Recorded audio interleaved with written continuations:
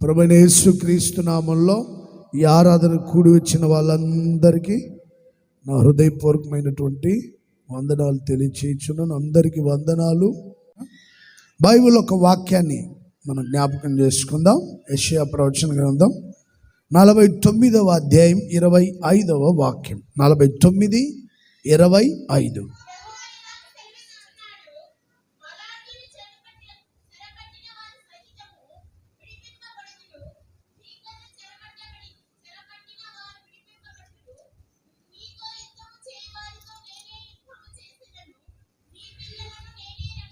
నీ పిల్లలను నేనే రక్షించెదను, యెహోవానైన నేనే నీ రక్షకుడను.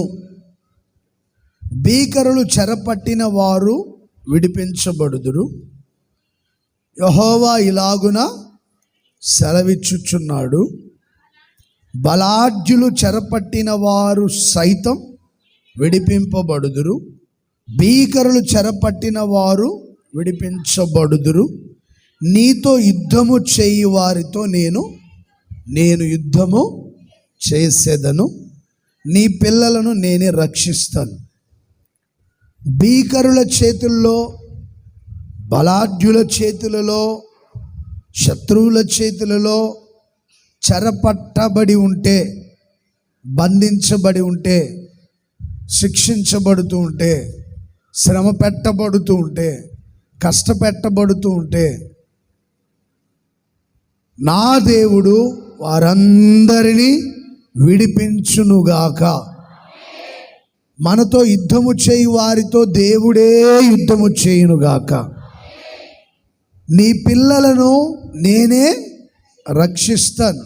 ఒకవేళ నీ పిల్లలు శత్రువు చేతిలో ఉన్నారేమో, బలవంతుల చేతిలో ఉన్నారేమో, అలాగే పరాక్రమము గల వారి చేతిలో ఉన్నారేమో, కష్టపెట్టే వాళ్ళ చేతుల్లో ఉన్నారేమో. మీ పిల్లలు ఎవరి చేతుల్లో ఉన్నా నీ పిల్లలని కాపాడి విడిపించి సంరక్షించువాడను నేనే. యెహోవానగు నేనే నీ రక్షకుడను, నీ పిల్లల్ని రక్షించే దేవుడును. చూడండి, తల్లిదండ్రుల కంటే ఎక్కువ శ్రద్ధ పిల్లల మీద దేవునికే ఉంటుందని అర్థం. కొన్నిసార్లు పిల్లల మీద శ్రద్ధ ఉండకపోవచ్చు. పసిపిల్లలుగా ఉన్నప్పుడు తల్లిదండ్రులకి పిల్లల మీద శ్రద్ధ ఉంటుంది. ఎందుకంటే వాళ్ళు చక్కగా ఉంటారు కనుక, సౌందర్యంగా ఉంటారు కనుక, పిల్లలు దైవ స్వరూపాలు కనుక పిల్లల్ని శ్రద్ధగా చూసుకోవచ్చు. చిన్న వయసులో ఉన్నప్పుడు వాళ్ళ వయసు పెరిగే కొద్దీ వాళ్ళ మీద శ్రద్ధ తగ్గిపోవచ్చు.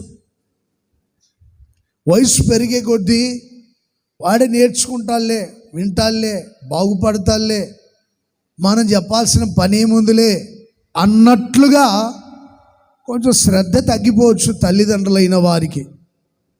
ఇంకా పెరిగి పెద్దవాళ్ళు అయ్యే కొద్దీ ఇక కన్నవారికి శ్రద్ధ తగ్గిపోతూ ఉంటుంది. కానీ దేవునికి మాత్రం నీ పిల్లల గురించి నీకంటే ఎక్కువ శ్రద్ధ ఉంటుంది. అందుకని యాకోబు, నీ పిల్లలను రక్షించువాడను నేనే. ప్రియ సహోదరులారా, మీ పిల్లల్ని అనుదినం అనుక్షణం దేవుడి కంటికి రెప్పలా కాపాడునుగాక. వాళ్ళు చేసే ప్రయాణాల్లో, చేస్తున్న పనుల్లో, చదువుల్లో, అన్ని రంగాలలో దేవుడు మీ పిల్లలకి తోడయుండునుగాక. ఏ శత్రువు చేతిలో, అపవాది చేతిలో పడకుండా దేవుడు వారిని కాపాడుతూ సంరక్షించునుగాక. Praise the lord. అగాధ జలములలో కూరుకుపోయినటువంటి యోన ప్రార్థన చేసేటప్పుడు యెహోవా యొద్దనే రక్షణ దొరుకుతుంది. దేవుడే నన్ను రక్షించువాడు, దేవుడే నన్ను కాపాడువాడు, యెహోవాయే నన్ను రక్షించేవాడని అగాధ జలముల నుండి ప్రార్థన చేశాడు యోన. నేను సముద్రపు అడుగు భాగంలోకి వెళ్ళినా, జలకూపాలని నన్ను కప్పివేసినా, అగాధపు గడియలు మూసివేసినా నా దేవుడే నా రక్షకుడు.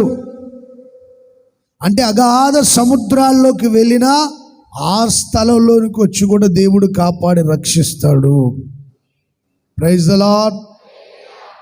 సామెతల గ్రంథకర్త చెప్తాడు, రక్షణ యెహోవా ఆధీనములోనే ఉంది అని. 21వ అధ్యాయం 31వ వాక్యం అనుకుంటా సామెతల గ్రంథం.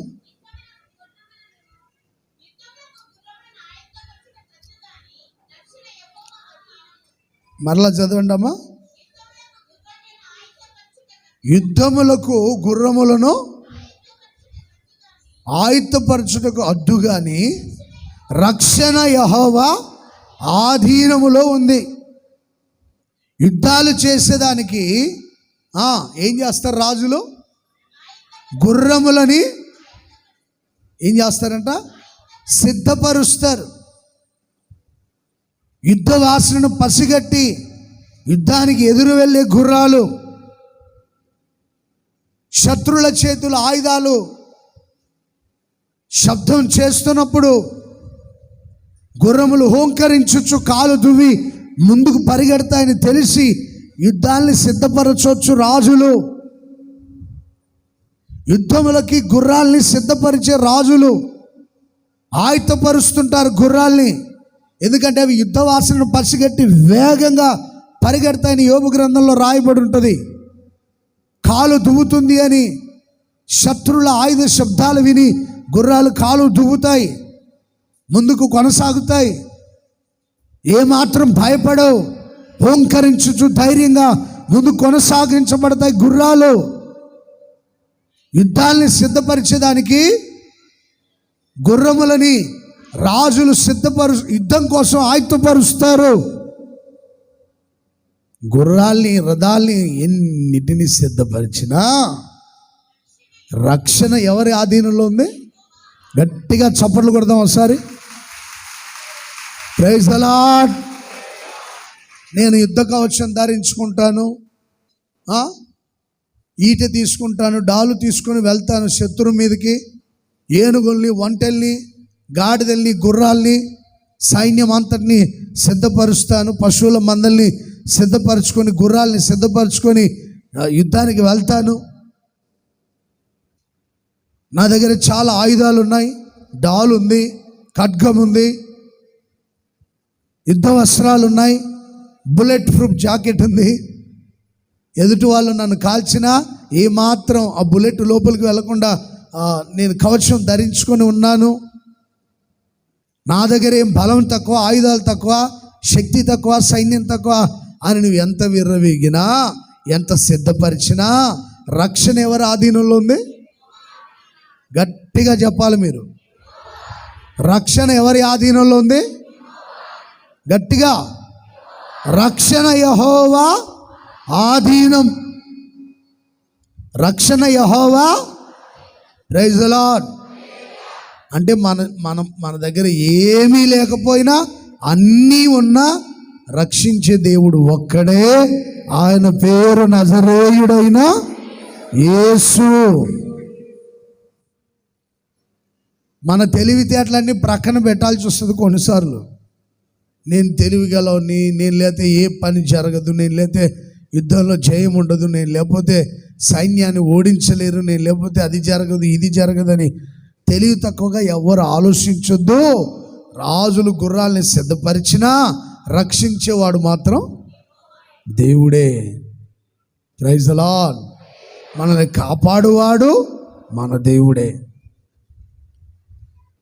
నేనే రక్షించేవాడను. చూడండి, సర్వశక్తి గల దేవుడు చెప్తాడు, మొదటి వాడను నేనే, కడపటి వాడను నేనే, ఆది నుంచి ఉన్నవాడిని నేనే, అంతముల వరకు ఉండేవాడిని నేనే.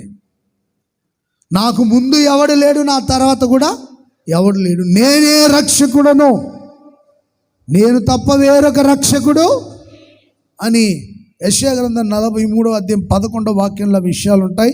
చదవండి ఒకసారి. నేనే యెహోవాను, నేను తప్ప వేరొక రక్షకుడు లేడు. ప్రకటించేవాడిని నేనే, రక్షించువాడను నేనే. ఆ పై మాటలు కూడా చదువుతారా?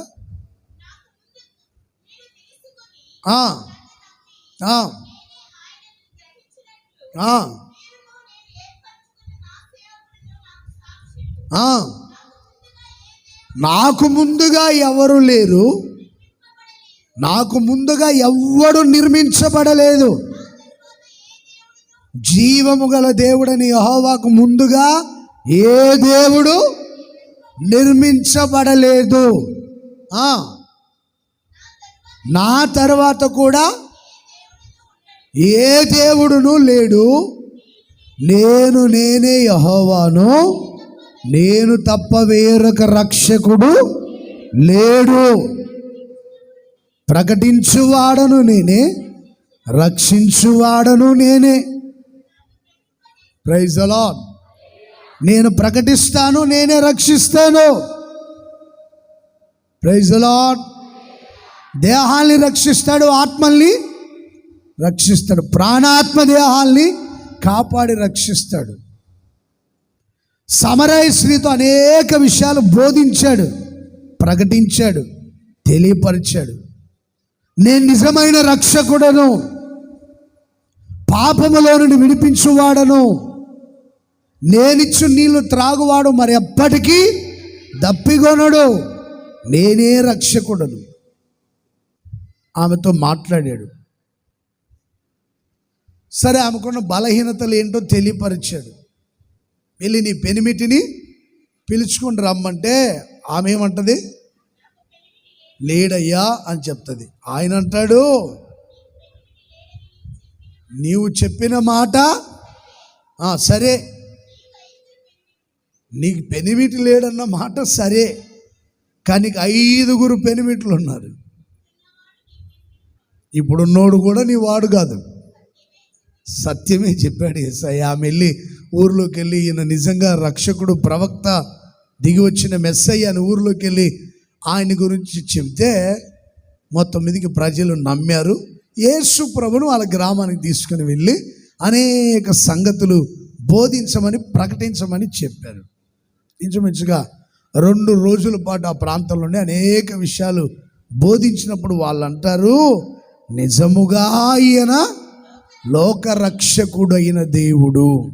చప్పట్లు కొడదామా గట్టిగా?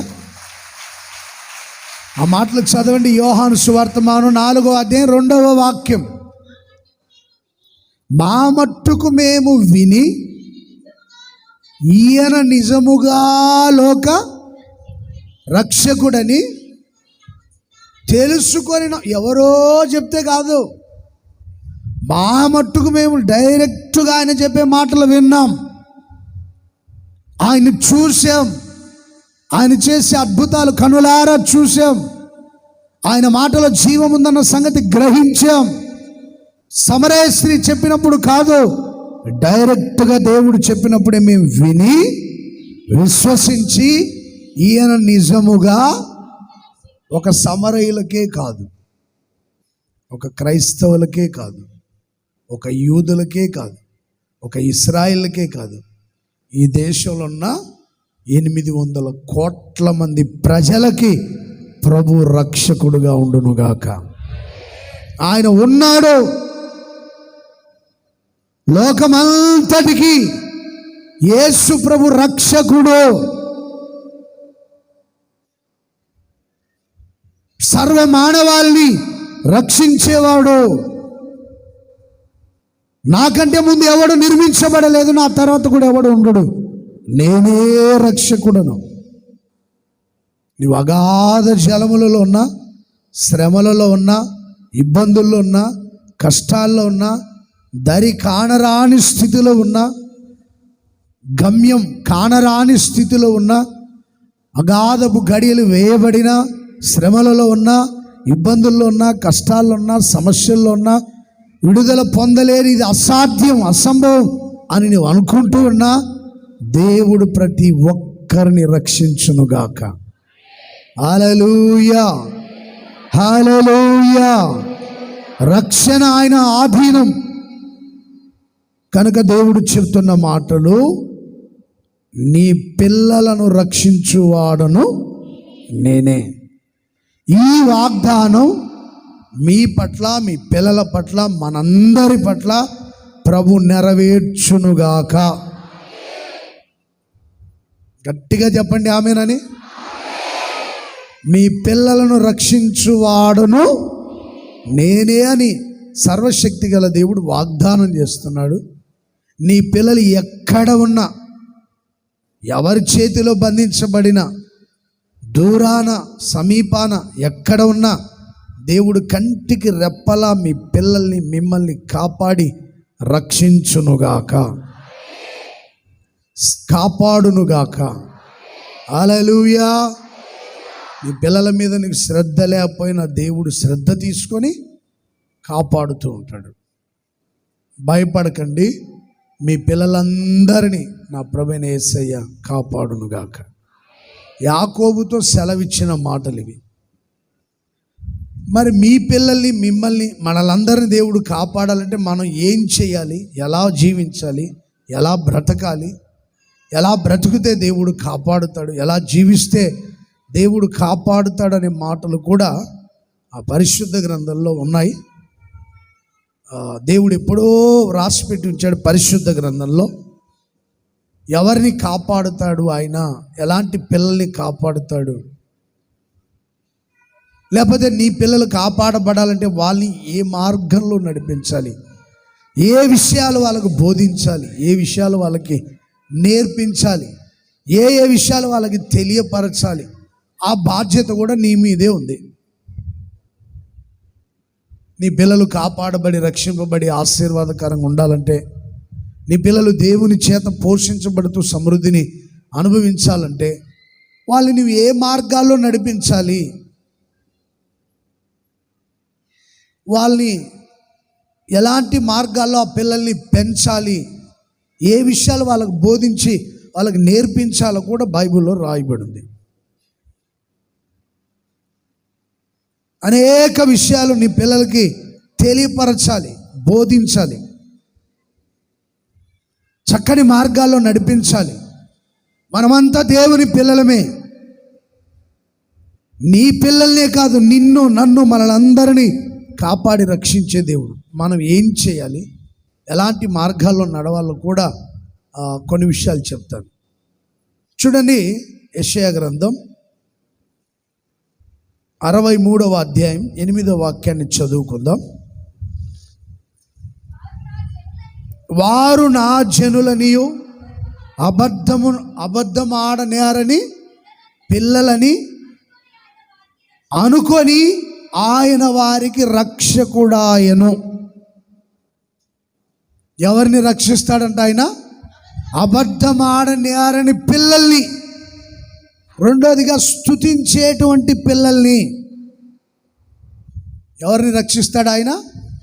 స్తుతించేటువంటి వారిని రక్షిస్తాడు. స్తుతి ఆరాధన చేసి దేవుని గణపరిచే వాళ్ళని రక్షిస్తాడు, కాపాడుతాడు. అల్లరితో కూడిన ఆటపాటలు ఉండేవాళ్ళు కాదు, ఎగతాళి చేసేటువంటి పిల్లల్ని కాదు, అన్ని ఆచారాల్లో ఉంటూ అల్లరితో కూడిన ఆటపాటల్లో ఉంటూ దేవునికి దూరం అయిపోయే పిల్లల్ని కాదు, స్తుతించే పిల్లల్ని కాపాడి రక్షిస్తాడు. అబద్ధములు ఆడనేరని పిల్లల్ని కాపాడి రక్షిస్తాడు. చివరిగా దేవుని ఆశ్చర్య కార్యాల్ని వివరించేటువంటి పిల్లల్ని కాపాడి రక్షిస్తాడు. 3 విషయాలు చెప్తున్నా. ఒకటి, అబద్ధములు ఆడని వారు, సత్యాన్ని బోధించి సత్యాన్ని చెప్పే పిల్లల్ని. రెండోదిగా స్తుతించే పిల్లల్ని. మూడోదిగా దేవుని క్రియలను వివరించే వాళ్ళని దేవుడు రక్షిస్తాడు. నాకు చదువుకున్నాం కదా, యెషయా గ్రంథం 63వ అధ్యాయం 8వ వాక్యం మరొకసారి చదవండి. వారు నా జనులని అబద్ధములు ఆడనేరని పిల్లలు అనుకొని వారికి రక్షకుడు అయ్యాడు. Praise the lord. అబద్ధాలు ఆడకుండా సత్యాన్ని చెప్పాలి. Praise the lord. చూడండి, ఆజ్ఞలు గైకొనని వాడు అబద్ధీకుడు. ఒక వ్యక్తి ఎప్పుడు అబద్ధీకుడు అవుతాడంటే దేవుని వాక్యానికి దూరం అయిపోతున్నప్పుడు, దేవుని ఉపదేశాల క్రమం తప్పి ప్రవర్తించినప్పుడు, ఉపదేశానికి భిన్నంగా ప్రవర్తించినప్పుడు,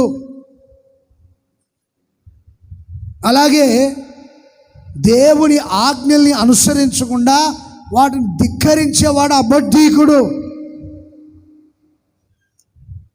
చూడండి, వాక్యానుసారంగా జీవిస్తున్నారా? ఉపదేశానుసారంగా జీవిస్తున్నారా? ఆజ్ఞల్ని గైకొని జీవిస్తున్నారా? ఆజ్ఞలకు విరోధంగా ప్రవర్తించే ప్రతి ఒక్కడు అబద్ధీకుడే. యోహాను పత్రిక మొదటి పత్రిక 2వ అధ్యాయం 4వ వాక్యం చదువుతారా? యోహాను 2వ పత్రిక 2వ అధ్యాయం 4వ వాక్యం 2:4.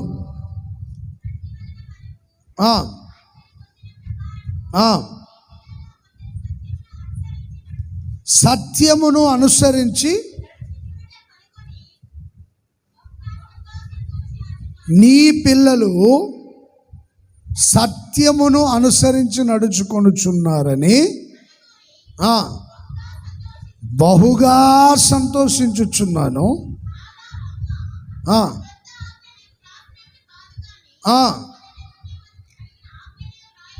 మొదటి నుండి మనకు కలిగిన ఆజ్ఞల గురించి వ్రాయిచు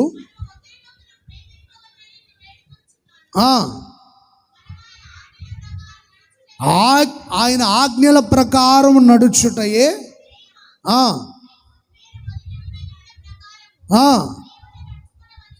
దేవుని ఆజ్ఞలకు విరోధంగా ఎవరైతే ప్రవర్తిస్తారో, ఆజ్ఞలు ఎవరైతే గైకొనరో వాడు అబద్ధీకుడు.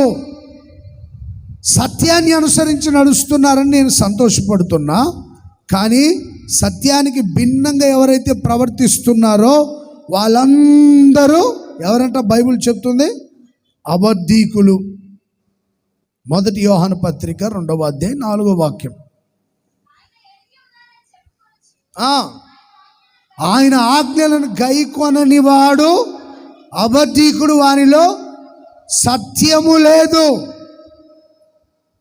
ప్రియ సహోదరులారా, దేవుని ఎరిగి ఉన్నామని చెప్పుకొనుచు, దేవుడెవరో మాకు తెలుసు, మేము దేవుని పిల్లలం, చర్చికి వెళ్తున్నాం, ప్రార్థన చేస్తున్నాం, పాటలు పాడుతున్నాం, ఆయన గురించి ఆరాధన చేస్తున్నాం అని చెప్పుకుంటూ తిరుగుచు ఆజ్ఞలకి విరోధంగా ప్రవర్తిస్తున్నారు. ఆజ్ఞల్ని గైకొనడం లేదు. దేవుని ఆజ్ఞలకు విరోధంగా ప్రవర్తించే ప్రతి ఒక్కడు అబద్ధీకుడే. నీకు పాస్టర్ గారు తెలుసు, సిస్టర్లు తెలుసు, అబ్రహాం గారు తెలుసు, సేవకులు తెలుసు, జాన్ వెస్లీ గారు తెలుసు అని చెప్తుంటారు కొంతమంది. మాకు ఎమ్మెల్యేలు, ఎంపీలు తెలుసు, గొప్ప గొప్ప ప్రధానులు తెలుసు అని చెప్తుంటారు. అలాగే యేసు ప్రభు కూడా మాకు తెలుసు అండి. చిన్నప్పటి నుండి ఆయన సంగతులు అన్నీ మేము విన్నాం. ప్రతి వారం క్రమం తప్పకుండా చర్చికి వెళ్తాం, ప్రార్థన చేస్తాం, పాటలు పాడతాం, అన్నీ బాగానే ఉన్నాయి. కానీ ఆజ్ఞలను మాత్రం ఏం చేస్తున్నారు? ధిక్కరిస్తున్నారు. ఆజ్ఞలని అనుసరించడం లేదు, వాక్యానుసారంగా జీవించడం లేదు. ప్రభు తెలుసు, కానీ ఆయన మాటలకు భిన్నంగా ప్రవర్తించేవాడు అబద్ధీకుడు. వాళ్ళలో సత్యమే ఉండదు, సత్యం చెప్పలేడు. వాక్యానుసారంగా జీవించని వాడు సత్యాన్ని బోధించలేడు, సత్యాన్ని పలకలేడు, సత్యం చెప్పలేడు. అబద్ధములాడనేరని పిల్లలనే నేను రక్షకుడుగా ఉన్నా అంటే నీ పిల్లలకు అబద్ధాలు చెప్పకూడదు, అబద్ధాలు నేర్పించకూడదు అని అర్థం. మీ పిల్లలకి ఏం చెప్పాలా? సత్యమే పలకమని చెప్పాలి. ఓ తండ్రి తన కుమారుడికి చెప్పాడంట, ఒరే అప్పులోడు వస్తున్నాడు, అంకుల్ వస్తున్నాడు, నేను వెళ్ళి మంచం కింద దాక్కుంటాను, మీ నాన్నగారు ఏడురా అని అడిగితే మా నాన్నగారు లేరని చెప్పమంటారా అన్నాడంట. ఇప్పుడు ఇది అబద్ధమా సత్యమా? గట్టిగా చెప్పాలి. నేను వెళ్ళి మంచం కింద దాక్కుంటాను, లేడని చెప్పు. చిన్న పిల్లడు వాడు రావడంతోనే రౌద్రంతో కోపంతో వచ్చాడు. మూర్ఖుడా, దుర్మార్గుడా, తీసుకున్న డబ్బులు ఇవ్వడం తెలియదురా నీకు? మనిషివా పశువువా? అది ఇది అని తిడతా ఉన్నాడంట. తిట్టి వాళ్ళ అబ్బాయి ఎక్కడ, రే ఏడ్రా మీ నాన్నగారు అన్నాడంట. మా నాన్నగారండి మంచం కింద వెళ్ళి దాక్కున్నాడండి, నువ్వు వస్తే లేడని చెప్పమన్నాడండి అన్నాడంట. వాడికి ఏం తెలుసు? చిన్నపిల్లడికి వాడు ఉన్నదే చెప్పాడు. వాడికి ఏం తెలుసు అండి? వాళ్ళ నాన్న ఏం చెప్పాడు అదే చెప్పాడు, లేడని చెప్పమన్నాడు. చూడండి, పిల్లలకి అబద్ధాలు నేర్పించవచ్చా? నేర్పించకూడదు. మీరు చెప్పకూడదు, మీ పిల్లలకి ఆ విషయాలు నేర్పకూడదు. అప్పుడు దేవుడు శ్రద్ధ వహించి నిన్ను, నీ పిల్లల్ని కంటికి రెప్పలా కాపాడి రక్షించునుగాక. నువ్వు అబద్ధం చెప్పకుండా సత్యాన్ని పలకాలంటే దేవుని వాక్యం శ్రద్ధగా విను, వాక్యానుసారంగా బ్రతుకు. నేనైనా మీరైనా ఎవరైనా సరే అబద్ధాలు చెప్పకుండా సత్యమే చెప్పాలి. కొంతమంది అబద్ధాలు చెప్పేదానికి కనిపెట్టుకొని ఉంటారనమాట. వాళ్ళ బ్రతుకులు కూడా అలాగే ఉంటాయి, వాళ్ళ జీవితాలు కూడా అలాగే ఉంటాయి. నా ప్రియ సహోదరులారా, నేర్పించండి. ఏం నేర్పించాలి? సత్యమే పలకమని నేర్పించండి. గొంతు మీద కత్తి పెట్టినా సత్యమే చెప్పాలి. Praise the Lord. అబద్ధాలతో పునాదులు వేయద్దు. అబద్ధాలు చెప్తూ బ్రతకొద్దు.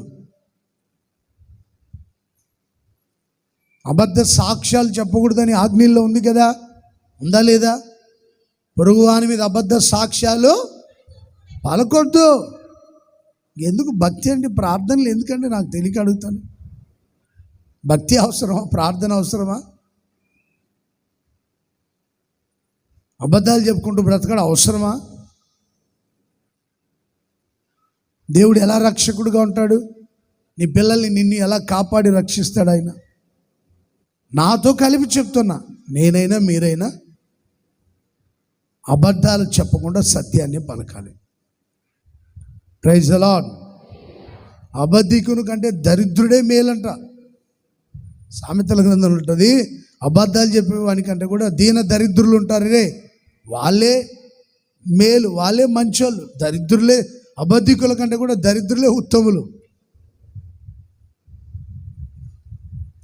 ప్రియ సహోదరులారా, నువ్వు ఎంత డబ్బున్నా ఏం ప్రయోజనం? ఎంత సంపాదించినా ఏం ప్రయోజనం? అబద్ధాలు చెప్పుకుంటూ తిరిగి ఎంత సంపాదిస్తే ఏం ప్రయోజనం? దరిద్రులా ఉండడమే మేలు కదా. ఓ ధనవంతులు అయ్యేదానికి అన్ని అబద్ధాలు చెప్పుకుంటూ జీవిస్తే అది ఏమైనా ప్రయోజనమా? ప్రయోజనం కాదు కదా. దరిద్రులా ఉండడమే మేలు కదా. ధనవంతులు అయ్యేదానికోసం ఆస్తి సంపదలు ఐశ్వర్యం సంపాదించుకొని ముందు కొనసాగించబడేదానికంటే కూడా దీనులుగా ఉన్నది సత్యం చెప్పడమే మంచిది కదా. తీతు అనే ఒక దైవజనుణ్ణి క్రేతు అనే ఒక ప్రాంతానికి పంపించాడు. అక్కడ ఉన్న ప్రజలకు అనేక విషయాలు బోధించి, అనేక సంగతులు నేర్పించి, సత్యాన్ని ప్రకటించి, వాళ్ళు గద్దించి సరిచేయమని క్రేతు అనే ప్రాంతానికి పంపించాడు. తీతు అనేటువంటి దైవ సేవకుని. అయితే ఆ ఊరిలో ఉండే వాళ్ళంతా, ఆ సంఘంలో ఉండే వాళ్ళంతా ఇంచుమించుగా అందరు అబద్ధికులేనంట. తీతు పత్రిక 1వ అధ్యాయం 5వ వాక్యం చదువుతారు ఒకసారి.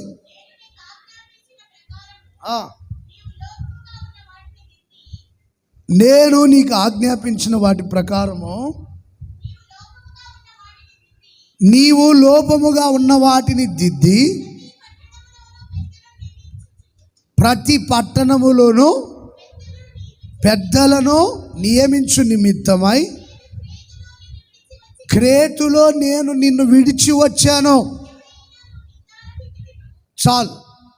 తీతు, నీవు ఏం చేయాలంటున్నాడు? నేను ఆజ్ఞాపించిన ప్రకారము లోపముగా ఉన్న వాటిని దిద్ది సరిచేసి బాగు చేసి ప్రతి పట్టణములో పెద్దలను నియమించు నిమిత్తమై.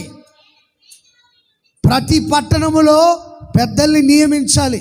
వీళ్ళు పెద్దలు, వీళ్ళు సంఘ పెద్దలు, వీళ్ళు సంఘ పెద్దమ్మలు, వీళ్ళు వాలంటీర్లు, వీళ్ళు పరిచారకులు, వీళ్ళు అంట్లు కడిగే వాళ్ళు, వీళ్ళు అన్నం వండేవాళ్ళు, వీళ్ళు అన్నం వడ్డించే వాళ్ళు.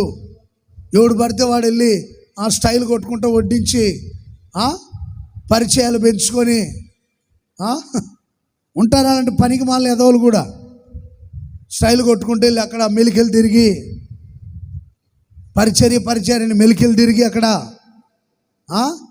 పిచ్చి పిచ్చి పనులన్నీ చేసి సంఘానికి అవమానం తెచ్చిపెట్టే వాళ్ళు ఉంటారు. పరిచర్య అని బాగానే చేస్తారు కానీ సంబంధాలు పెంచుకుంటూ ఉంటారు. కొంతమంది పిచ్చి పిచ్చి పనులన్నీ చేస్తుంటారు. మనం చెప్పకపోయినా వీళ్ళే ముందుగా పరిగెడుతుంటారు. వాళ్ళకి నియమించబడలా పరిచర్య. కొంతమందికి ఏ పని నియమిస్తారో ఆ పనే చేస్తారు చక్కగా.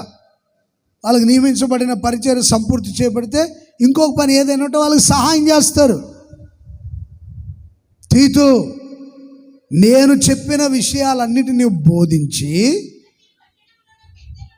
బోధించి లోపాలు దిద్ది, ఏమైనా లోపం ఉంటే దిద్దు. ఒక అమ్మాయి ఊరికే మాట్లాడుతుంది, వాక్యం చెప్తుంటే ప్రక్కన వాళ్ళతో గట్టిగా ఉలిక్కి పడింది. మాట్లాడొద్దు, అలా మాట్లాడకూడదు వాక్యం చెప్పేటప్పుడు. చిన్నపిల్ల గద్దించేసరికి భయపడి ఇంకా మాట్లాడాల కూటమి అయ్యేదాకా. మరలా కూటమి అయిన తర్వాత నాకే బాధేసి, అమ్మ ఎప్పుడు ఇలా మాట్లాడకూడదు, వాక్యం చెప్పేటప్పుడు సేవకులు ఇలా మీరు మాట్లాడుకోకూడదు, అలా మాట్లాడుకోవడం మంచిది కదంటే అట్లాగే అన్నయ్య అని తల ఒప్పింది. Praise the Lord. దిద్దాలి కదా, సరి చేయాలి కదా. తీతు, నువ్వు వెళ్ళి నేను చెప్పిన సంగతులు బోధించి లోపములు దిద్ది సరిచేసి అనేక పట్టణంలో పెద్దల్ని నియమించేదానికి నిన్ను క్రేతులో వదిలేశా. సంఘ పెద్దల్ని నిర్ణయించు, పనివారిని నిర్ణయించు, పరిచారకులు నిర్ణయించు. ఎవరి పని వాళ్ళు చేయాలి. ఎవరు చేసే పని, ఒకసారంట కుక్క చేయాల్సిన పని గాడిద చేసిందంట, గాడిద చేయాల్సిన పని కుక్క చేసింది. రెండు మాట్లాడుకున్నాయంట. ఎప్పుడు నేను అరవడమేనా, ఈసారి నువ్వు అరువు గాడిదా అని రెండు మాట్లాడుకొని గాడిద కుక్క చెప్పిందంట, నువ్వు బరువులు మోయొద్దు, నేను బరువులు మోస్తాను, నువ్వు అరువు అని. ఈ రాత్రి నువ్వు బాగా అరువు, రేపొద్దున నేను బరువు మోస్తానని చెప్పిందంట కుక్క. ఈ కుక్క ఆలోచన గాడిదైనది, వినకుండా ఉండింటే బాగుండేది. కొన్ని కుక్కలు చెడ్డ ఆలోచనలు చెప్తుంటే కుక్కలు, కొన్ని ఉచిత సలహాలు ఇస్తుంటే కుక్కలు, కొన్ని నువ్వు అలా చెప్పరా, నువ్వు ఇలా చెప్పరా, నేను ఇలా ఉంటారా, నువ్వు అలా ఉండరా అని కుక్కలు మరుగుతుంటాయి, చెడ్డ ఆలోచనలు చెప్తుంటాయి అన్నమాట. ఈ కుక్క గాడిదకి ఆలోచన చెప్పింది. కుక్కకి చెప్పింటే బాగుండేది, పోయి గాడిదకి చెప్పింది ఆలోచన. అది గాడిద తెలివి తక్కదు కదా, బరువులు మోసే పని దాని పని.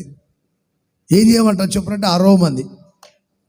కుక్కరిస్తే అర్థం ఉంటుంది, గాడిద అరిస్తే అర్థం ఉంటుంది. అంటే అది మధ్యరాత్రి దొంగలు పడితే గాడిద అరిసింది, రాత్రి దొంగలు పడితే. కుక్క అరిసింటే బాగుండేది, యజమానులు లేచి వచ్చేవాడే. గాడిద అరుస్తుంటే ఇక ఆడి కోపం వచ్చి నిద్ర పట్టక పిచ్చ కొట్టాడు గాడిదని. మామూలు కొట్టుడు కాదు అది, మామూలు కొట్టుడు కాదు. ఎందుకంటే కుక్క అరిస్తే దొంగలు వచ్చాయని గుర్తుపెట్టేవాడు. గాడిదని కొడితే దానికి బుద్ధి వచ్చింది, ఓహో నేను బరువులే మోయాలి, అరవకూడదని బుద్ధి వచ్చి మౌనం అయిపోయింది. వచ్చి దొంగలు పడ్డారు కదా, దోచుకొని వెళ్ళిపోయారు కదా. ఈ కుక్క ఏం చేసిందో రాత్రి అంతా మౌనంగా ఉన్నట్టుందని దాన్ని కూడా పిచ్చ కొట్టాడు. మొరగాల్సింది మొరగకుండా తిని పడుకుంటావా అని ఆ కుక్కను కూడా పిచ్చ కొట్టాడు. అందుకని గాడిద చేయాల్సిన పని గాడిద చేయాలి, కుక్క చేయాల్సిన పని కుక్క చేయాలంటుంటారు చాలామంది. ప్రియ సహోదరులారా, ఎవడికి ఏ పని నిర్ణయించాడో ఆ పని చేయండి, అన్నింటిలో వెళ్ళి తలపెట్టద్దు. కొన్ని కుక్కలు డెయిసీలో తల పెట్టి ఇంకా బయటికి రాదు, తల బయటికి రాదు. ఏం చేస్తారు ఇప్పుడు అందరూ? దాంతో ఆటలాడుకుంటుంటారు, అన్నిట్లో తల పెడుతుంటారు కొంతమంది. నువ్వు సరిచేయి, లోపాలని దిద్ది పెద్దల్ని నిర్ణయిస్తావని ఆ ప్రాంతంలో పెట్టా. క్రేతు అనే ప్రాంతంలో పెట్టా. ఇప్పుడు ఆ పట్టణ ప్రజలు ఎలాంటి వాళ్ళు? 12వ వాక్యం చదువు. వారిలో ఒకడు, సొంత ప్రవక్తలలో ఒకడు ఇట్లా నేను క్రేతులో ఉన్న ప్రజలు ఎప్పుడూ అబద్ధికులు,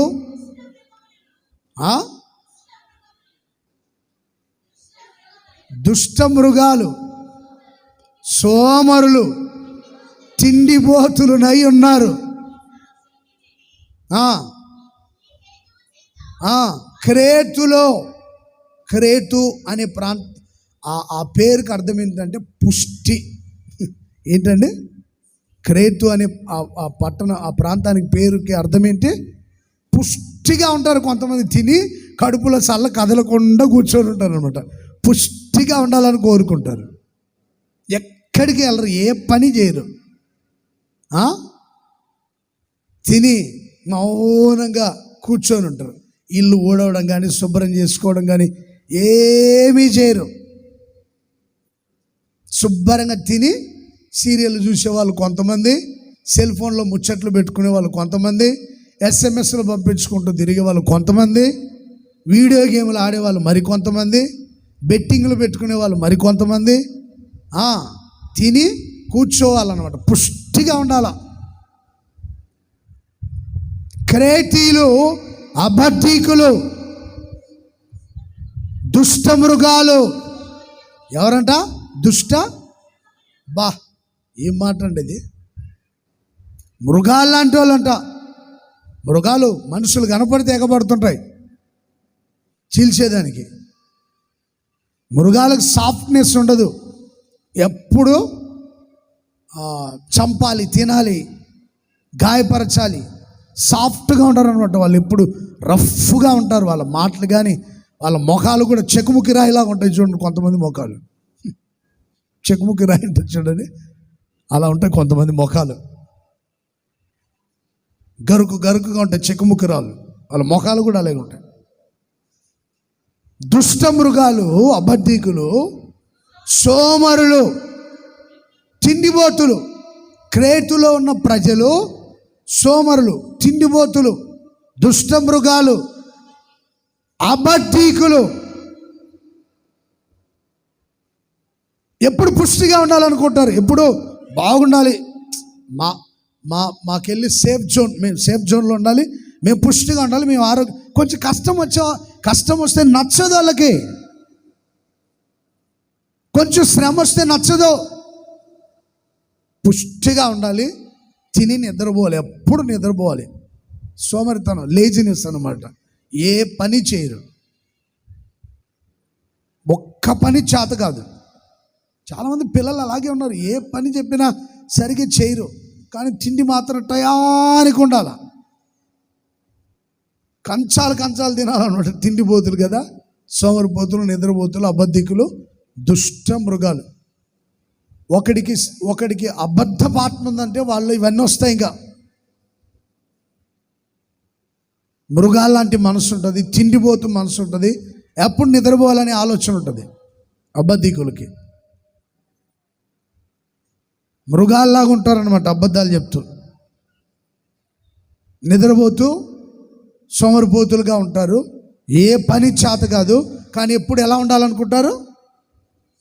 పుష్టిగా. ఎలా ఉండాలనుకుంటారు? పుష్టిగా అంటే తృప్తిగా, సంతృప్తిగా, ఆరోగ్యకరంగా బాగుండాలనుకుంటారు. తీతు, అందుకని నేను ఆ ప్రాంతంలో వదిలిపెట్టా, ఆ ప్రాంత ప్రజల్ని దిద్దుబాటు చేస్తాను, సరి చేస్తామని. క్రేతులో ఉన్న ప్రజల్ని వారి లోపాలు దిద్ది సరిచేసి సరి అయిన మార్గంలో వాళ్ళు నడిపిస్తామని నిన్ను ఆ ప్రాంత పరిచర్యకి అప్పగించాను. వాళ్ళని సరిచేయి, బాగు చేయి, సత్యాన్ని పలకమని చెప్పు, అసత్యాన్ని పలకొద్దని చెప్పు, సత్యాన్ని పలకమని చెప్పు.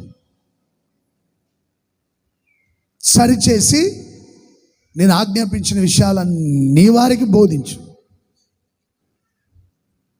ప్రియ సహోదరులారా, అబద్ధీకులంతా ఎక్కడికి వెళ్తారంట?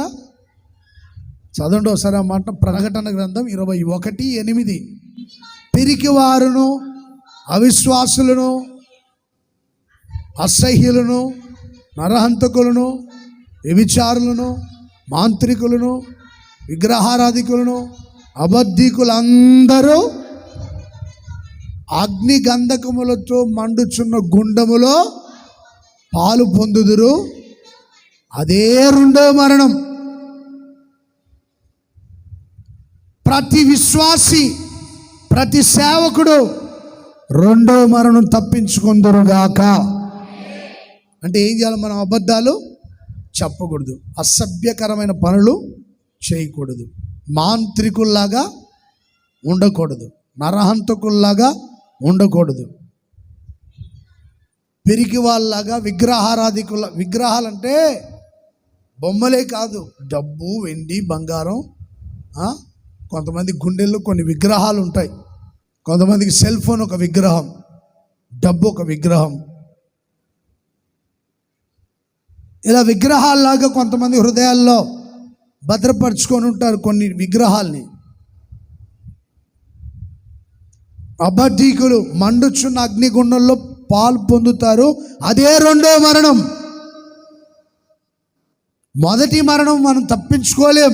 అందరికీ మొదటి మరణం సంప్రాప్తం అవుతుంది. రక్త మాంసాలు దేవుని రాజ్యాన్ని స్వతంత్రించుకున్నావు కనుక మొదటి మరణం అందరికి వస్తుంది. అయితే రెండో మరణం ఎవరికి వస్తుందో తెలుసండి? అబద్ధీకులకు. సత్యం చెప్పే వాళ్ళు రెండో మరణం తప్పించుకొని పరలోక రాజ్యంలో సదాకాలం ప్రభుతో ఉండబోతున్నారు. నువ్వు ప్రభుతో ఉండాలనుకున్నావా? అగ్నిగుండంలో ఉండాలనుకున్నావా? గట్టిగా చెప్పండి. పరలోకమా, పాతాళమా? గట్టిగా చెయ్యి పైకెత్తి. పరలోకం. ఆమేన్. మనలందరినీ దేవుడు కాపాడి రెండో మరణం నుండి తప్పించి జీవ పునరుద్ధానములోనికి మనల్ని ప్రవేశింపజేసి సదాకాలం ప్రభుతో మనల్ని నిలవబెట్టునుగాక, ప్రభు సన్నిధిలో ఉంచునుగాక, యుగాయుగములు దేవుని సన్నుతించదముగాక, స్తుతించదముగాక. ఈ సంఘ విశ్వాసులు రెండో మరణాన్ని తప్పించుకుందరుగాక, అబద్ధపు ఆత్మ తొలగిపోవునుగాక, సత్యాన్ని చెప్పే ఆత్మని దేవుడు ప్రతి ఒక్కరిలో స్థిరపరచునుగాక. అబద్ధములు ఆడనేరని పిల్లల్ని దేవుడు కంటికి రెప్పలా కాపాడి ఆశీర్వదించి దీవించునుగాక. అబద్ధములు ఆడనేరని పిల్లలకి నేను రక్షకుడను. మీ యావత్ బాధలో నేను బాధ నుండి, మీ బాధలో నుండి నేను విడిపిస్తాను. నా సన్నిధిలో దూతను పంపి రక్షిస్తాను. ఆ మాటలు చదవండి. 9వ వాక్యంలో ఉంటాయి. 63వ అధ్యాయం యెషయా గ్రంథం 9వ వాక్యం నుండి 9వ వాక్యం, 8వ వాక్యం కూడా చదవం మరొకసారి. అబద్ధములు ఆడనేరని పిల్లలని నేను వారికి రక్షకుడనయ్యాను.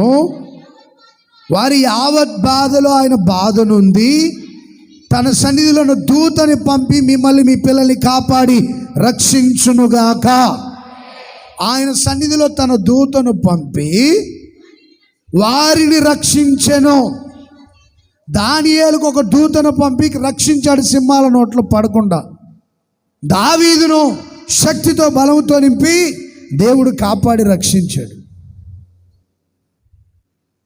దూతలను పంపి దేవుడు కాపాడుతాడు. మీ బాధలన్నిటిలో నుండి ప్రభు మిమ్మల్ని విడిపించునుగాక. ఎవరైనా బాధపడుతుంటే ఆయన నవ్వుతూ పరిహాసం చేయడు, ఆయన కూడా బాధపడతాడు. లాజరు సమాధి దగ్గర అందరూ ఏడుస్తూ ఉంటే యేసయ్య ఏడ్చాడా, నవ్వాడా? ఆయన కూడా ఏడ్చాడు. వాళ్ళ బాధ నుండి విడిపించాడు. అందరు బాధపడుతూ ఉన్నారు, లాజరు చనిపోయాడు. యేసయ్య ప్రార్థన చేసి లాజరుని సజీవునిగా లేపి అందరి బాధ నుండి విడిపించి సంతోషంతో నింపాడు. ఓ తల్లి బాధపడుతుంది పిల్లవాడిని పోగొట్టుకుని. ఆ పిల్లవాడిని సజీవునిగా మార్చి ఆ తల్లి బాధను తొలగించాడు. రోగంతో ఒక వ్యక్తి బాధపడుతున్నాడు. యేసయ్య స్వస్థపరిచి వాడి బాధ నుండి విడిపించాడు. అపజయాల పాలైపోయి బాధపడుతున్నాడు ఒక ఆయన, అందరిని పోగొట్టుకొని దేవుడు ఆయన కన్నీళ్లను చూసి శత్రువు చేతులను విడిపించి రక్షించి జయం ఇచ్చాడు, సంతోషం ఇచ్చాడు. మీరు ఏ విషయం బాధపడుతున్నారు? పిల్లల విషయమా, చదువుల విషయమా, ఉద్యోగం రాలేదనా, ఇల్లు కట్టలేదనా, ఆత్మీయ జీవితంలో ఎదగట్లేదనా, ఏ విషయంలో బాధపడుతున్నారు? నీ యావత్ బాధలో దేవుడు బాధ నుండి నివారణ కలుగు చేయునుగాక. మీ యావత్ బాధలో ఆయన బాధ నుండి, మీ బాధలో నుండి ఆయన మిమ్మల్ని రక్షించునుగాక, యావత్ బాధ నుండి విడిపించునుగాక, దూతను పంపి రక్షించునుగాక. ఇంకా ఏం చేస్తాడో తెలుసా? ప్రేమ చేత తాలిమి చేత పూర్వ దినములన్నిట వారిని ఎత్తుకొనుచు, చప్పట్లు కొడదాము గట్టిగా, దేవుడు మిమ్మల్ని ఎత్తుకొని కాపాడునుగాక, భుజముల మీద మోసుకొని కాపాడునుగాక. ఇంతకంటే ఏం కావాలి? చిన్నపిల్లల్ని తల్లిదండ్రులు భుజాల మీద మోస్తారు కదండి, అలా దేవుడు ఇశ్రాయేలుని ఎత్తుకొనుచు మోసుకొనుచు వారిని కాపాడుతూ వచ్చాడు. యెహోవా మీకు మీ పిల్లలకి రక్షకుడై ఉండి కాపాడి సంరక్షించునుగాక. అబద్ధములు ఆడనేరని పిల్లలందరినీ దేవుడు రక్షించునుగాక, దూతను పంపి కాపాడునుగాక, బాధ నుండి విడిపించి సంతోషం దయచేయునుగాక. మన బ్రతుకు దినములన్నిట మన దేవుడు మనల్ని ఎత్తుకొనుచు మోసుకొనుచు వచ్చునుగాక. మనం ఆ నిత్య సియోనులో చేర్చబడేంతవరకు, పరమ కణాల్లో చేర్చబడేంతవరకు యేసయ్య మిమ్మల్ని మీ పిల్లల్ని ఎత్తుకొని కాపాడి సంరక్షించి పరలోక రాజ్యానికి చేర్చునుగాక. హల్లెలూయా, హల్లెలూయా, హల్లెలూయా. కనుక అబద్ధాలు నేర్పించొద్దు, అబద్ధాలు మాట్లాడొద్దు, సత్యమే పలకండి, సత్యాన్నే బోధించండి. రెండవదిగా మత్తయి సువార్తమానం 21వ అధ్యాయం 15వ వాక్యం చదువుతారా? ప్రధాన యాజకులు శాస్త్రులు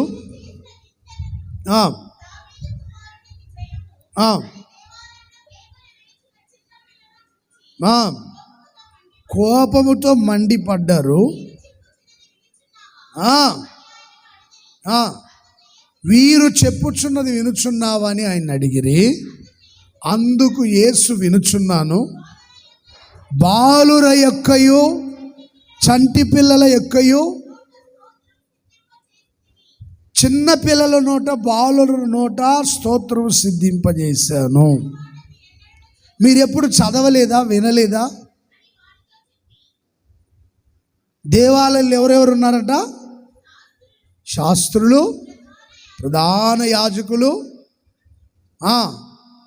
ఆ మందిరంలో ఉన్నారు. పిల్లలు కేకలే ఇచ్చున్నారు. ఏమని? దావీదు కుమారునికి ప్రైజ్ ది లార్డ్ అని కేకలు వేస్తూ ఉన్నారు. ఇప్పుడు ఎవరైతే ఆయన్ని స్తుతించి ఆరాధిస్తున్నారో ఆయన వారిని రక్షిస్తాడనే మాట కూడా ఉంది. బాలుల నోట, చంటి పిల్లల నోట ఉంచిన స్తోత్రముల మూలముగా దుర్గమును స్థాపిస్తాను, కాపాడి రక్షిస్తాను. ఆ మాట చదవలేదా, వినలేదా మీరు? 8వ కీర్తన 2వ వాక్యం.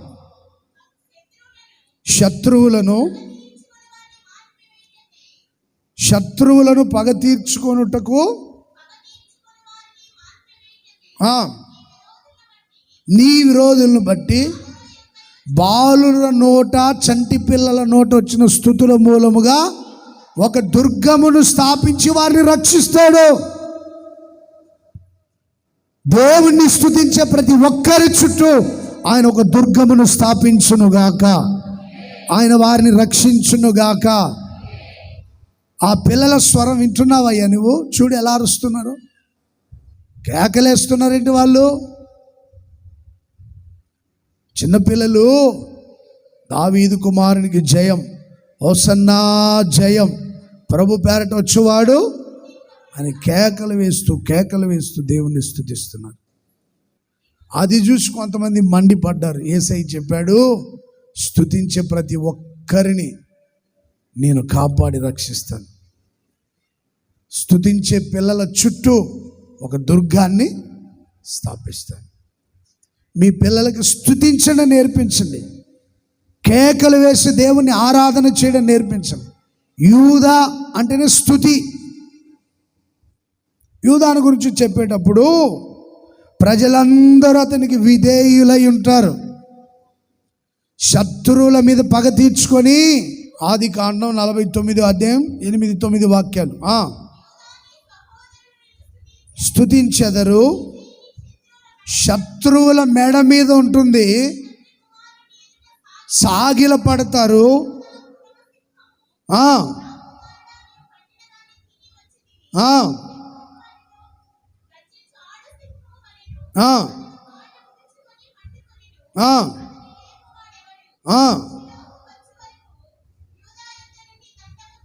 నీ సహోదరులు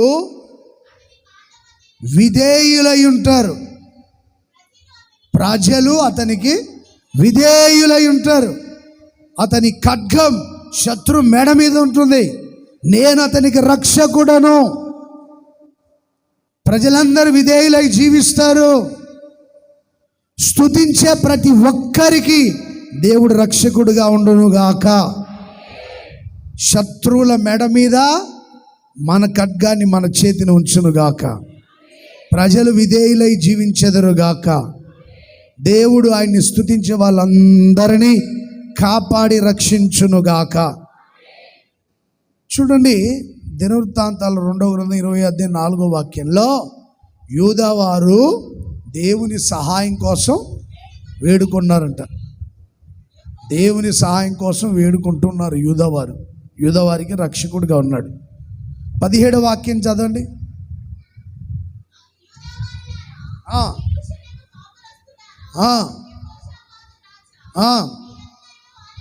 ఆలకించుడి,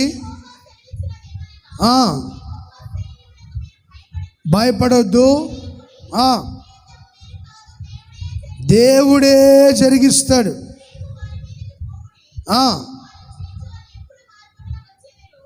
21వ వాక్యం కూడా చదవమ్మా. 20 అధ్యాయం 21వ వాక్యం.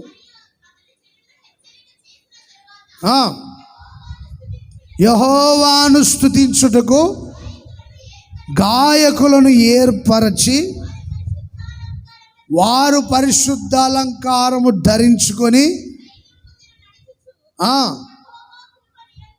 సైన్యము ముందు నడుచుచు యెహోవా కృప నిరంతరముండును, ఆయన్ని స్తుతించుడి.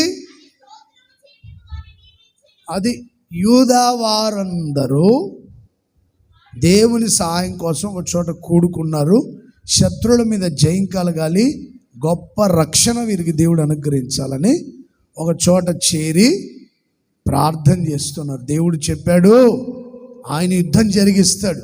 మరి మేమేం చేయాలయ్యా అని అడిగితే, మీరేం చేయాల్సిన అవసరం లేదు, గాయకులను ఏర్పాటు చేసుకొని వారు పరిశుద్ధమైన అలంకారాన్ని, పాటలు పాడి స్తుతించి ప్రార్థించే వాళ్ళు పరిశుద్ధమైన అలంకారంతో దేవుని సన్నిధికి రావాలి. పరిశుద్ధపరచుకొని రావాలి. Praise the lord. దేవుని సన్నిధికి వచ్చినప్పుడు ఎలా రావాలి? పరిశుద్ధమైన అలంకారం. తెల్లని వస్త్రాలంటే తెల్లని వస్త్రాలు ధరించుకోండి. ఆరాధన రోజైనా తెల్లని వస్త్రాలు ధరించుకొని దేవుని సన్నిధిలో కనబడండి, మంచిది. Praise the lord. తెలుపు పరిశుద్ధతకి సాదృశ్యం. మీరు ఎప్పుడు దేవుని సన్నిధిలో కనబడినా పరిశుద్ధులకు తగినట్టుగానే ఉంటే మంచిది. స్తుతించే ప్రతి ఒక్కడు పరిశుద్ధమైన అలంకారం ధరించుకోవాలి. తెల్లని వస్త్రం ధరించాలి, తలకు తైలం ఉండాలనే మాట ప్రసంగి గ్రంథంలో ఉంటుంది. వినండి జాగ్రత్తగా. ప్రియ సహోదరులారా, దేవుని స్తుతించేటప్పుడు మన అలంకారం ఎలా ఉండాలి? పరిశుద్ధంగా ఉండాలి. మురికిగా ఉండకూడదు. కొంతమంది మురికిగా ఉన్న పైకి బాగానే ఉన్నట్టుగా ఉంటారు. కొంతమందికి పైకి బాగున్నా హృదయం అంతా మురికిగా ఉంటుంది. సరైన వస్త్రధారణ ఉండదు. ప్రియ సహోదరులారా, పరిశుద్ధమైన అలంకారంతో ఉండి ప్రభువుని స్తుతించాలి. మన హృదయాలు శుద్ధిగా ఉండాలి, పవిత్రంగా ఉండాలి. యూదా వారు స్తుతించుచూ ఉన్నారు. గాయకుల్ని ఏర్పరచుకుంటూ సైన్యానికి ముందు నడుస్తూ యెహోవా కృప నిరంతరముండును గాక, నీ కృప నిత్యముండును, నీ కృప నిత్య జీవము, నీ కృప వివరింప నా తరమా యేసయ్యా. నీ కృప నిత్యముండును, నీ కృప నిత్య జీవము, నీ కృప వివరింప నా తరమా. నీతి మంతుల గుడారాలలో వినబడుచున్నది రక్షణ. నీతి మంతుల గుడారాలలో వినబడుచున్నది రక్షణ సంగీతం. నీ కృప నిత్యముండును. హల్లెలూయా. యెహోవా దయాళుడు, ఆయన కృప. ఆయన స్తుతించి ఆరాధించే ప్రతి ఒక్కరికి ఆయన రక్షకుడుగా ఉండును గాక. మీరు స్తుతించే పిల్లలుగా ఉండండి. మీ పిల్లలు కూడా అదే విషయాలు నేర్పండి. సనిగే వాళ్ళలాగా ఉండొద్దు. సనుగుడు క్షమించరా అని పాపం. సనిగి గొనిగే వాళ్ళలాగా ఉండొద్దు. అన్ని విషయాల్లో దేవుణ్ణి స్తుతించే పిల్లలుగా ఉండాలి. పౌలు శీలలు స్తుతించారు, చెరసాల పునాదులు దేవుడు కదిలించారు. యూదా వారు దేవుణ్ణి స్తుతించారు, దేవుడు వారికి రక్షకుడై శత్రువుల మీద జయమిచ్చాడు. ఏంటయ్యా పిల్లలు అలా స్తుతిస్తుంటే నువ్వు మౌనంగా ఉంటావేంటి? వాళ్ళకి బుద్ధి చెప్పాలి కదా. మీరు ఎప్పుడు వినలేదా? బాలుల నోట చంటి పిల్లల నోట స్తుతి ఉంటుందని. స్తుతించండి. దేవుడు మీ పిల్లలకు కూడా నేర్పండి. దేవుడు అనుక్షణం కాపాడి రక్షించి జయమిచ్చి ఆశీర్వదించునుగాక. Praise the lord. యుద్ధములు దేవుడు జరిగించునుగాక, రక్షణతో అలంకరించునుగాక. స్తుతించే వారిని దుర్గముగా ఆయన ఉండి కాపాడుతాడు, జయమిస్తాడు. అంతేకాకుండా సమస్యలన్నిటి నుండి విడిపించి ఆశీర్వదిస్తాడు. చివరిగా ఒక్క విషయం చెప్పి నేను ముగిస్తాను. కీర్తనల గ్రంథం 78వ కీర్తన 4వ వాక్యం చదవండి.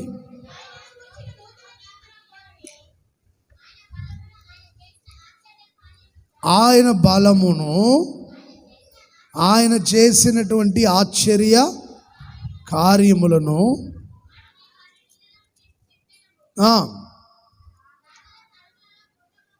4వ వాక్యం నేను చదువుతాను. యెహోవా స్తోత్ర క్రియలను, ఆయన బలమును, ఆయన చేసిన ఆశ్చర్య కార్యములను దాచకుండా వాటిని వారి పిల్లలకు మేము చెప్పెదము. రాగల తరములలో పుట్టబోవు పిల్లలు దానిని ఎరుగునట్లు, వారు లేచి తమ పిల్లలకు దానిని వివరించున్నట్లు, మీరును దేవుని యందు నిరీక్షణ గలవారై దేవుని క్రియలను మరవకండి. చూడండి, ఎవరికి ఆయన రక్షకుడుగా ఉంటాడంటే ఆయన క్రియలు వివరించే వారికి. ఆయన క్రియల్ని దాచకుండా వాటిని వారి పిల్లలకి తెలియపరిచి ఆ పిల్లలు వచ్చే తరానికి తెలియపరిచేటువంటి పిల్లలుగా ఉండాలి. వాళ్ళకి దేవుడు రక్షకుడు. 71వ కీర్తన 17వ వాక్యం చదువుతారా? 70 బాల్యము నుండి నీవు నాకు బోధించుచు వచ్చావు, ఇంతవరకు నీ ఆశ్చర్య క్రియలను నేను తెలుపుచునే ఉన్నాను. వచ్చు తరం వరకు నీ బాహుబలాన్ని, వచ్చు తరం వారికి నీ బాహుబలాన్ని గురించి, నీ శౌర్యాన్ని గురించి నేను తెలియ చెప్పునట్లు తల నెరసి వృద్ధుడనయ్యేంత వరకు నీవు నన్ను విడిచిపెట్టొద్దు, నాకు రక్షకుడుగానే ఉండు. తల నెరిసి వృద్ధుడయ్యేంత వరకు నన్ను విడిచిపెట్టొద్దు. నీ కార్యములు వివరిస్తాను, వచ్చు తరం వారికి తెలియపరుస్తాను, దాచను. అందుకని దావీదు కీర్తన రాసేటప్పుడు యెహోవాయే నా వెలుగు, యెహోవాయే నా రక్షణ అంటాడు. దేవుడే నాకు వెలుగు, దేవుడే నా రక్షకుడు. 27వ కీర్తనలో ఆ విషయాలు ఉంటాయి. యెహోవాయే నా వెలుగు, యెహోవాయే నా రక్షకుడు. నేను ఎవరికి భయపడతాను? మనుషులు ఏం చేస్తారు నాకు? యెహోవా నా ప్రాణ దుర్గం, ఆయనే నా రక్షకుడు, నన్ను కాపాడి రక్షించిన రక్షకుడు. యెహోవా నా శైలం, యెహోవా నా రక్షణ శృంగం. దేవుడే నా రక్షణ దుర్గం. మృగాల నోట నుండి పడకుండా నన్ను రక్షించాడు, ఎలుగుబంటి చేతులు పడకుండా రక్షించాడు, సింహం నోట పడకుండా రక్షించాడు, గోలియాతు చేతికి అప్పగించకుండా రక్షించాడు. దేవుడే నా రక్షణ దుర్గం. ఎవరికి భయపడతాను నేను? దేవుడే నా రక్షకుడు, నన్ను నా పిల్లల్ని కాపాడి సంరక్షిస్తూ ఉన్నాడు. ఎందుకో తెలుసా? వచ్చు తరం వారికి కూడా ఆయన ఆశ్చర్య కార్యాలు దాచకుండా తెలియపరుస్తారు.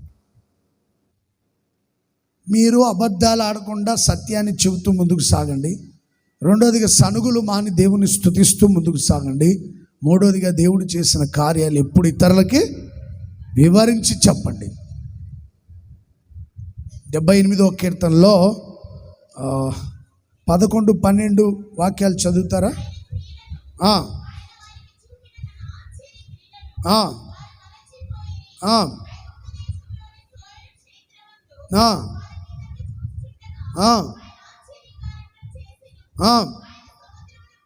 సముద్రమును పాయలుగా చేసెను, అద్దరికి నడిపించెను, నీటిని రాశిగా, యోర్దాను నీళ్లను రాశిగా నిలవబెట్టాడు. పగటి వేళ మేఘములో నుండి, రాత్రివేళ అగ్ని ప్రకాశములో నుండి ఆయన వారికి త్రోవ చూపి, అరణ్యములో బండను చీల్చి సముద్రమంతా సమృద్ధిగా వారికి నీళ్ళనిచ్చెను, నీటి కాలువలను రప్పించెను, నదుల వల్ల నీళ్లు ప్రవహింపజేసెను. 19వ వాక్యం, అరణ్యములో దేవుడు భోజనమును విరోధముగా మాట్లాడి బండను కొట్టగా నీళ్లు ఉబికెను, నీళ్లు కాలువలు పారెను. ఆయన ఆహారం ఇయ్యగలడా, తన ప్రజలకు మాంసం సిద్ధపరచగలడా అని వారు చెప్పుకొనిరి.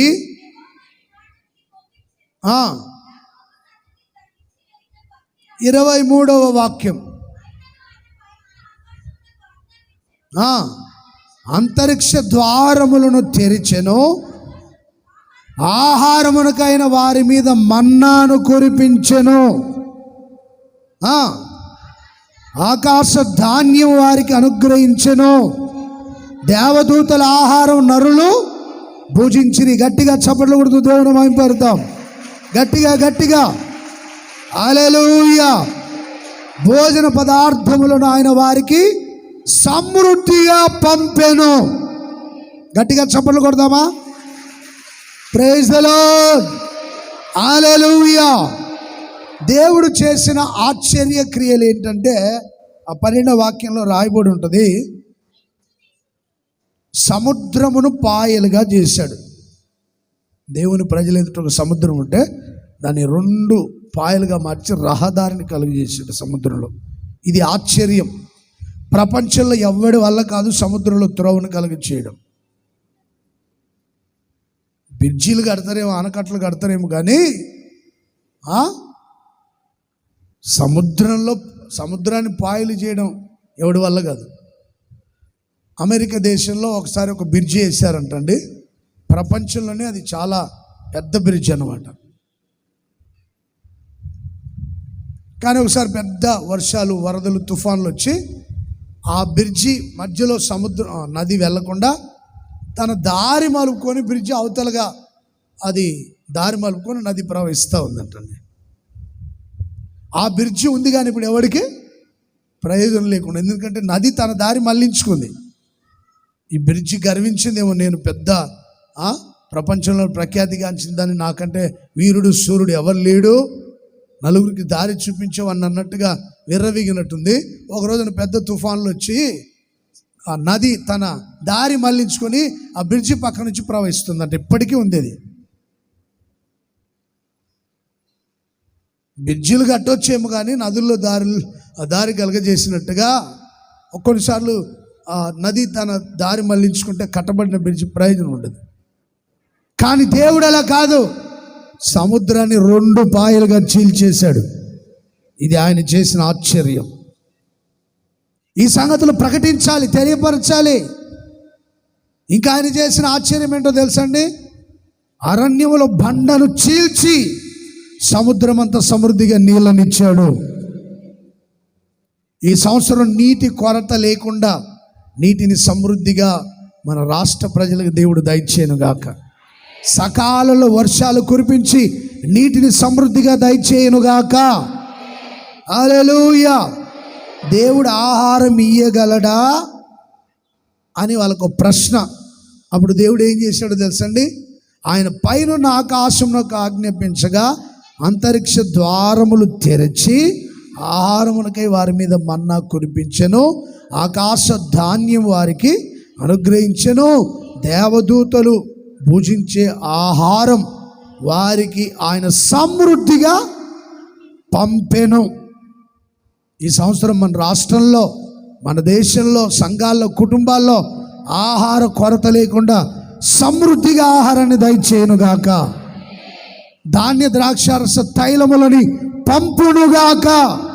దేవుని ఆశ్చర్య కార్యాలు ఎవరైతే వివరిస్తారో, వాళ్ళ పిల్లలకు నేర్పిస్తారో, వాళ్ళ పిల్లలు కూడా వివరించే వాళ్ళుగా వాళ్ళకు బోధిస్తారో, వాళ్ళందరికీ దేవుడు రక్షకుడుగా ఉండునుగాక. ఏంటి ఆయన ఆశ్చర్య కార్యాలు? బండను చీల్చి నీటినిచ్చాడు, సముద్రాన్ని చీల్చి అద్దరికి నడిపించాడు, యోర్దాను నది నీళ్ళని ఒక రాశిలాగా, కుప్పలాగా నిలబెట్టాడు. నీళ్ళని ఎవరైనా నిలబెడతారండి? కుప్పలాగా ఎవరైనా మనం నీళ్ళు ఇలా కింద పోసాం అనుకోండి, రాశిలాగా నిలబడతాయా? అవి నిలబడవు, పొరపాటున నిలబడవు. తోమా గారు మన దేశానికి వచ్చినప్పుడు కేరళలో కొంతమంది బ్రాహ్మణ్స్ నదిలో దిగి నీళ్ళలో మునిగి వాళ్ళేవో వాళ్ళకి సంబంధించిన వాటిని చదివి ఉంటాయి కదండి, వాళ్ళకి సంబంధించినవి చదివి నీళ్ళు అలా పైకి ఎగిరేస్తే అవి మళ్ళీ కింద పడుతూ ఉన్నాయంట. ఈ తోమగారు కూడా అది నదిలో దిగి వాళ్ళు చదివినట్టుగానే చదివి కొన్ని నీళ్ళని అలా పైకి వేస్తే అక్కడే నిలబడ్డాయంటండి ఆ నీళ్ళు. Praise the lord, praise the lord. నువ్వు ప్రకటించే దేవుడు నిజమైన దేవుడు యేసు ప్రభు అని మేము నమ్మాలంటే నువ్వు పైకి ఎగరేసిన నీళ్ళు అలాగే ఉంటే నమ్ముతామన్నారట. యేసు ప్రభుని గురించి ప్రకటిస్తుంటే ఆయన ప్రార్థన చేసి నీళ్ళు అలా పైకి ఎగరేస్తే అలాగే నిలబడిపోయిందంటండి. అప్పుడు వేల మంది బ్రాహ్మణ కుటుంబస్తులు చాలామంది రక్షింపబడి ప్రభుని అంగీకరించారు. గట్టిగా చప్పట్లు కొడదామా? Praise the lord. దేవుడు చేసే ఆశ్చర్యాలు ఇవన్నీ. నిన్నటి రోజు నాకు తల్లి ఒక సాక్ష్యం చెప్పింది. వాళ్ళ పాపకి ఈ ఏంటవి ట్రాన్సెస్ గౌద బిల్లలు అంటారు కదండి, లోపల వస్తుంటే ఏ డాక్టర్ దగ్గరికి వెళ్ళినా ఆపరేషన్ చేయాలన్నారట. అన్ని డాక్టర్ల దగ్గర పోయిన వారం వచ్చి ప్రార్థన చేయించుకుని నేను చిన్నపిల్ల చేతులు అలా ఉంచి ప్రార్థన చేశాను. ఆపరేషన్ చేద్దామని మరలా హాస్పిటల్కి వెళ్తే దేనికోసం ఆపరేషన్ చేయాలని అడిగారంట. అయ్యా ట్రాన్సెస్ బిల్లలు ఉన్నాయి కదా, వాటిని ఆపరేషన్ చేసి తీయాలని చెప్పారు కదా. లేవే, ఏం లేవే, మాయమైపోయినాయి, ఆపరేషన్ అక్కరే లేదు. Praise the lord. అద్భుతం. నీళ్లను రాశిలాగా నిలబెట్టాడు ఆయన. ఆయన ఆశ్చర్యకార్యాలు ఎవరు వివరిస్తారో వారికి రక్షకుడుగా ఉండునుగాక. వారి జీవితంలో అద్భుతాలు జరిగించునుగాక. ఆకాశము ధాన్యాన్ని పంపునుగాక. Praise the lord. బండను చీల్చి నీటినిచ్చిన దేవుడు, యోర్దాను నీళ్ళని రాశిలాగా నిలవబెట్టిన దేవుడు, సముద్రాన్ని చీల్చిన దేవుడు, ఆకాశము నుండి ఆహారాన్ని కురిపించిన దేవుడు మీ అందరి జీవితంలో ఈ అద్భుతాలు చేయునుగాక. ఇవి ప్రభు జరిగించాడని మీ పిల్లలకి చెప్పండి. ఆ తర్వాత మీరు అంతటితో ఆపొద్దంటారా, మీకు పుట్టబోయే పిల్లలు కూడా చెప్పండి అని చెప్పాలి. లేకపోతే బైబిల్ కొని ఇవ్వండి. పుట్టినరోజుకి డ్రెస్సులు కొనడం కాదు, ఒక బైబిల్ కొని ఇవ్వండి. మంచి బైబిల్, బాగా చదువుకోనానా, వీటిలో ఉన్న విషయాల్ని విను, ధ్యానించు, నీ పిల్లలకు కూడా తెలియపరచని చెప్పాలి. ఇశ్రాయేలు వాళ్ళు ఆయన ఆశ్చర్యకార్యాలు విని దాచకుండా వాళ్ళ పిల్లలకి చెప్పారు. వాళ్ళందరికీ దేవుడు రక్షకుడుగా ఉండి అద్భుతాలు చేశాడు. Praise the Lord. హల్లెలూయా. దావీదు అందుకని కీర్తన రాస్తాడు, యెహోవాయే నా వెలుగు, యెహోవాయే నా రక్షణ. ఎందుకు నాకు రక్షకుడయ్యాడంటే ఆయన కార్యాలు నేను బాల్యం నుంచి విన్నా, తలనేర్చి వృద్ధుడైనంత వరకు నేను ప్రకటిస్తూ వచ్చా. అందుకని దేవుడు నా రక్షకుడయ్యాడు. మీ పిల్లలను రక్షించువాడను నేనే అన్న వాగ్దానం, మిమ్మల్ని రక్షించువాడను నేనే అన్న వాగ్దానం మీ అందరి జీవితంలో నెరవేరునుగాక. మనందరి జీవితంలో నెరవేరునుగాక. ఒకటి, మనం ఏం చేయాలండి? సత్యం పలకాలి, అబద్ధాలు చెప్పకుండా. రెండోదిగా సనుగులు మాని దేవుని స్తుతించాలి. మూడోదిగా ఉత్తుతి మాటలన్నీ మాట్లాడుకోకుండా, ముసలమ్మ ముచ్చట్లు చెప్పుకోకుండా దేవుడు చేసిన ఆశ్చర్య కార్యాల్ని వివరించే వాళ్ళకి దేవుడు రక్షకుడిగా ఉంటాడు. దేవుడు కొద్ది మాటలు మీ వినికిడిలో స్థిరపరిచి నెరవేర్చునుగాక. అందరు మోకరించండి, ప్రార్థన చేసుకుందాం.